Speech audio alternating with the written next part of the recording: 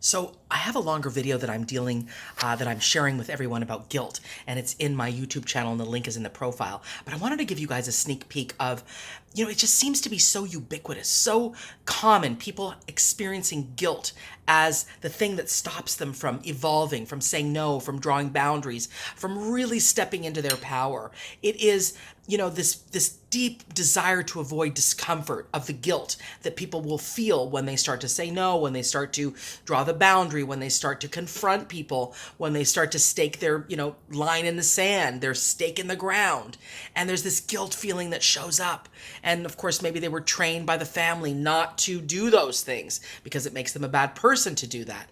What I'm here to tell you, and the longer video is in my YouTube channel, Courageous Conversations, but the pain that you experience with guilt from saying no, from drawing the boundary is less uncomfortable than the shame and the self-loathing and the deep self-resentment that shows up from self-betrayal and saying yes when you don't want to say yes.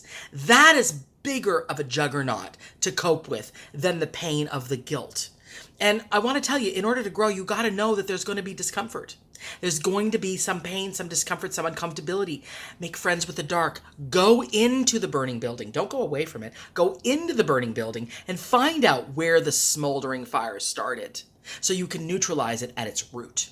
And the longer video of this is in my is in the profile, the YouTube channel, Courageous Conversations, and you can get deeper tools. Really, I just am so incredibly fervent about the notion that I want you to learn the deeper tools of not being at the mercy, the robotic mercy of guilt. Because when you cope with guilt, when you understand the discomfort of guilt is normal, it'll get less. When you allow yourself to say no, draw the boundaries, it'll get less.